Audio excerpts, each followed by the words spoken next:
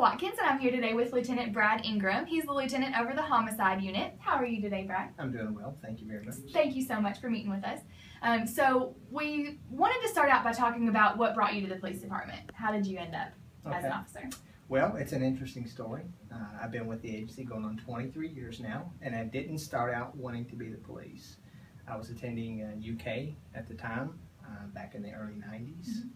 And a friend of mine needed a job, and he said, "Hey, the police are hiring. Why don't you come take the test with me?" And I was like, "Well, I'm kind of happy with what I'm doing. I'm not going to be the police." And he kept on and on. "Listen, the test is at UK's campus. I don't really know where I'm going. Why don't you just come meet me?" So he talked me into it, and I came along. So we go to Whitehall classroom. Probably 800 people are there. It's a madhouse. I really didn't want to be there, but somehow get shuffled into this big room, take this police test. We come out, they grade them right there. I find my friend. He's kind of looking a little down. I'm like, what's going on? He failed the test. I passed the test. Of course. And here we are today. So when you first started as an officer, what's the beginning? What's the first step after you pass that test? Well, after that written test, then you have to pass a physical fitness test, and then you come in for an interview, and then they kind of combine all those scores, and then you get ranked, and they make selections after that. So I got selected to start the police academy in 1993, and that's what I did. And how long does the police academy take? Well, back then it was 10 weeks down at Richmond. You would go down to Richmond for the certified state academy. Gotcha. And then we came back to Lexington and did about another 22, 23 weeks here. Now Lexington has its own academy here, and it's about 36 to 40 weeks. Gotcha. So once you graduate the academy, you always start your career in patrol as a patrol officer. So that's what I did. I started in the second shift. Back then we had north and south with the city. Yeah, a lot more categories now. Right. Yeah, today we have sectors 3. So to equate it to today's time, I was in central sector, second shift as a patrol officer. And as I understand it, you ended up here in homicide pretty early on in your police career. That is correct. I was very fortunate. I am from Lexington, born and raised here. I love the town. I love my community. And so unfortunately what happened back in '94 was that we had a homicide on the north end of town.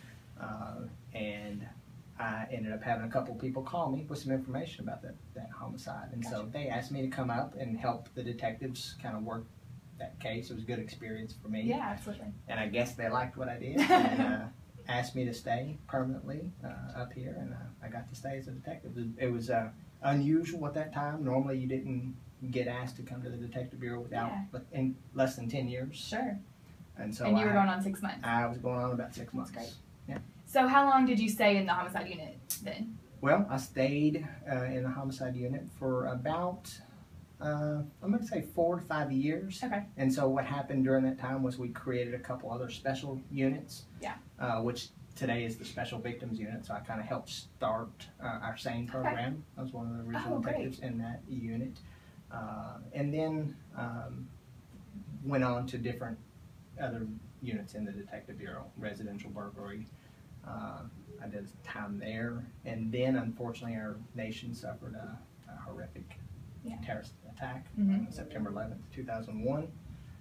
And because of my relationships that I built early on in the homicide unit, we also did bank robberies. We worked those with the FBI, so I had a pretty good relationship with the FBI office in Lexington. Gotcha.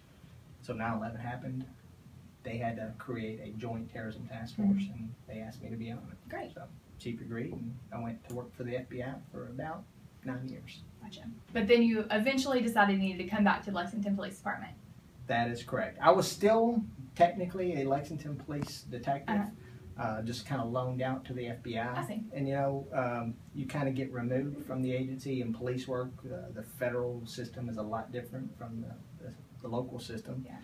And so after about 9 years, I kind of felt like I lost my identity as the police. I kind of felt like I lost a little touch of my community. Yeah. Although I had an important role there and did some great stuff, for the country, I really felt like I wanted to come back to Lexington and and kind of give back. I kind of had a lot of experience at that point, and I wanted to take the promotional test and get promoted, and Gotcha. That's what I did. Now here you are. And so the community of this homicide team is really what makes these cases, get worked out the way that they do. So tell us a little bit, what happens whenever you get a call that there's been a homicide at night? Okay, well, it's an interesting, it's a very fluid and dynamic situation. So when the unfortunate event occurs in the community where somebody has lost their life, I have 8 detectives out here that all rotate being on an on-call status. So whoever the on-call person is gets the call from patrol saying, hey, we've had a homicide tonight, and that on-call detective goes out to the scene immediately and kind of assesses it pretty quickly. He will then call our next detective, who is in rotation to actually be the lead investigator on that homicide, and that detective will come out and they will start working the case. They will then contact our 2 sergeants, and they'll probably utilize, depending on the circumstances, a full unit call out, which is where I'm notified, my 2 sergeants, and then all the detectives come out and we start working this together as a team. Part of that team also is, and one of my responsibilities is to contact the Commonwealth Attorney's Office where you work. So I get to call Mr. Larson, usually very late at night or early in the morning, which is always a pleasant phone call. Obviously. It is, but he's but it takes all the members of the team. It takes an entire team here, and that's what's great about this team approach, and Mr. Larson understands it.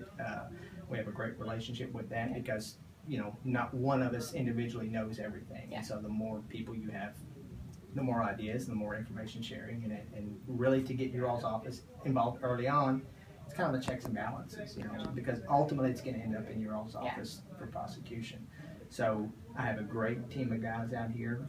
They all have a unique skill set individually, and so they all kind of know where the wheelhouse is. Some of them are very good with interviewing people, some are very good technically, and they'll go out and look for videos and cameras and stuff that may have captured the event. Others are very good at writing search warrants. They are all good people.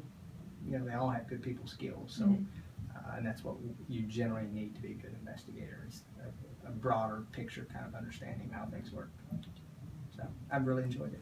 When you talk about this whole team approach to solving homicides, I can imagine that the community's involvement would be a really big part of solving these crimes too. It is. It's a very vital part of how we solve crimes. There's nothing magical about what we do, and there's no magic answers in the computers. All that information is put in there by a person who's received that information from another person.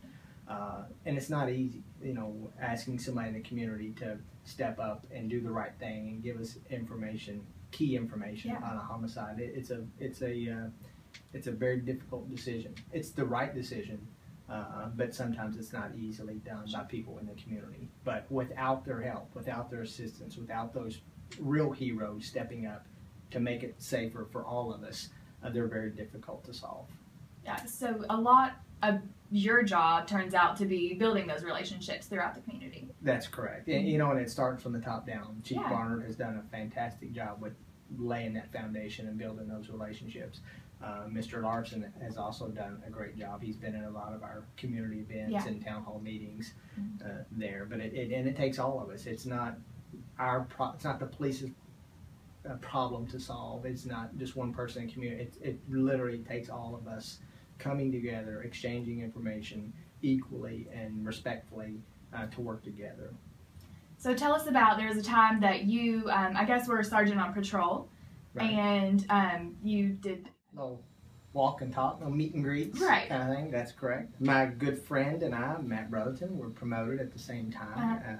We were on 2 different shifts, but we both worked down here in the central sector area. So on any given evening when he would come on about 10:30 or 11 p.m. at night, we would try to make our way downtown and just get out of our car and walk around and talk to people. We call it the Matt and Brad Show, and we encourage people just to come up and ask us, you got one free question, no matter what it was or whatever the topic would be.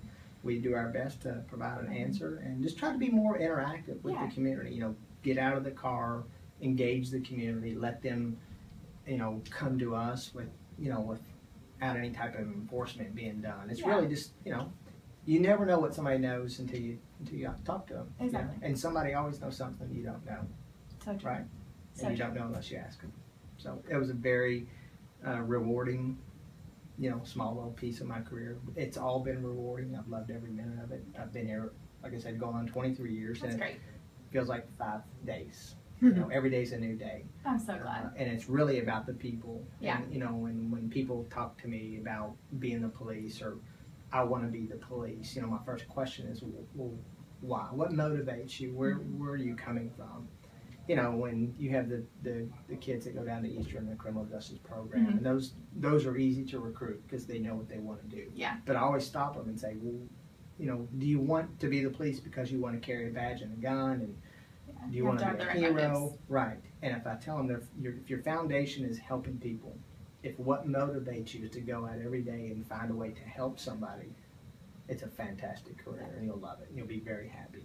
If you're motivated by oppressing people and arresting people and enforcing stuff on people, we don't want you. Please find another career. This is a job to serve and to help people. And I think the community would feel the same way. I would hope so. And I've enjoyed my years of service.